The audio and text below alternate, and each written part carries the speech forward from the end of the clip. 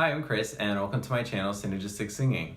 How do you know if when you're practicing you're going the right direction? Singing is really weird in that it doesn't work the way other skills typically work. If you go to the gym and you're lifting weights, you want the exercise to get harder and harder and harder. So once your form is breaking down or you can't lift the weight anymore, that's your sign that you've done enough. So for singing, does it work that way? Do you feel like once your throat is sore, is that a sign that you're on the right track? And generally, no. Most of the time, there's very little actual tension you need in your throat to sing.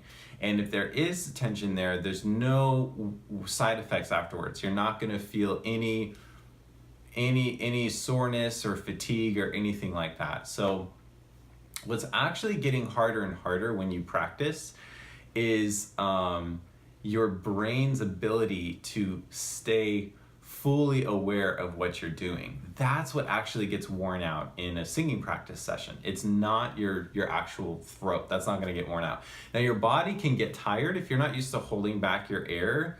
Your body can get tired, but your throat is not gonna get worn out when you're singing. So what you actually want to look for, what's a really good sign that you're on the right track when you're practicing, is if with each repetition, it gets easier and easier to do. It feels like it's getting easier. Even if it takes some effort in your body, it feels like it's more and more comfortable in your throat. There's no sense that it's getting tight.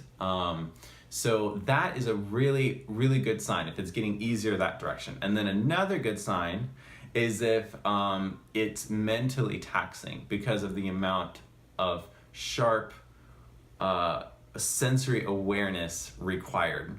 Now I wanted to clarify the different types of practice. So when I'm talking about signs that you're on the right track with practice, it's not just any kind of practice. So this isn't when you're singing a song, you're learning a song, it's easy for you to sing, it's in a comfortable range, and it's in your native language. It's not in a foreign language, and so there's not a lot of things that are asking you to do totally new and different things with your voice.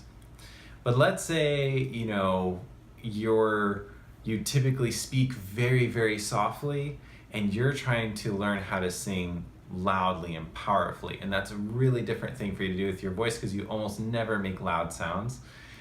That's what we're talking about. When we're really, really going, a little bit further out of our comfort zone, and we're really trying to do new stuff, or you're learning a whole new genre. You're a country singer and you're learning opera. This is what I'm really talking about. So if you're doing stuff that's already easy and you sing for an hour, you don't necessarily have to have this intensity of focus, but it's when you're doing something totally new. Why would it be harder and harder mentally to keep practicing if it's feeling more physically easy? Why would it often be harder to do mentally? It's an interesting thing, actually. So what you're having to do is you're having to not do, when you're working with vocal technique, you're having to not do an old habit. So you're having to kind of mentally resist doing an old habit. So let's say, you sing with a really dark sound, right? And so we're getting you over to a brighter sound. Well, your brain has to say, no, we're not doing that. We're gonna do this other thing. To do that, you really have to be paying close attention. And it's, as an example, you could think of if you've ever done meditation with breathing exercises. So the way that works is you bring your attention to your breath, and then the moment your attention wanders, you notice that and you bring your attention back to your breath. So for meditation, it's totally different reasons why you do that. For singing, your breath is your instrument. You have to pay some attention to your breath if you're really doing new stuff with your vocal technique. So imagine though, let's give you a scenario with meditation. You could keep bringing your attention back to your breath for say 2 minutes or 5 minutes. That's not too bad. But 2 hours, your brain is just gonna be fried. You can't pay that close attention that long and not have your brain be distracted by other thoughts or other things, to only sensing one thing. And it's the same thing with singing. You have to really sense every time what you're doing really clearly, and that's easy to do for 2 minutes when you have this fresh perspective and you haven't taxed your attention muscle. But then try to practice for an hour, and most likely what will be happening is you'll just do whatever your old vocal habit is, and you won't be doing anything new, and it will often feel harder, or you just won't experience any change. Let me give you another example to help make sense of why it's very taxing on your brain to actually work with new vocal techniques. Imagine let's just say everyone watching this is right-handed. Okay, so let's just say you're right-handed, and I ask you to pick up a paper with your left hand instead of your right hand, just once. Well, that's really easy to do, right? That takes almost no thought, to breeze. But then what if I asked you for the next 3 weeks to never use your right hand for any tasks, to just use your left hand 100% of the time? That would have to be the only thing you're thinking about for the next few weeks.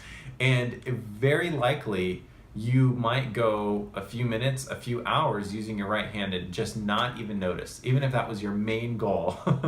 So this is what's happening with your voice. It's not taxing to use different parts of your voice. It doesn't irritate your voice to do different parts of your voice, but it requires a lot of the longer you want to do new things, say an hour instead of 2 minutes, the more taxing it becomes on your brain, because it really takes quite a bit of attention and focus to say, I'm only going to use my left hand, I'm only going to go this direction. It's in this way that singing is not hard.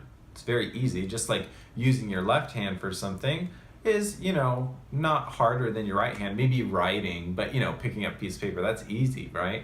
That part's not hard, but making these huge, consistent changes over time and sticking to one way of doing something that's totally different than what you're used to, that's really hard to do. You can't do it overnight. It's nearly impossible to do it overnight.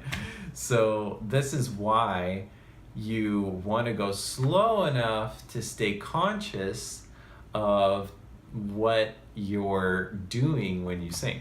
So when you're practicing, 2 really good signs that you're on the right track, that you're really doing something new and different with your voice, and you're doing it in a better way, is if it feels easier and easier as you're singing, number 1. Number 2, your brain starts to get worn out because it's having to do this totally new thing and coordinate your body and your voice in this totally new way. There's another thing that's really crucial, and it's noticing when your voice slips back into an old habit.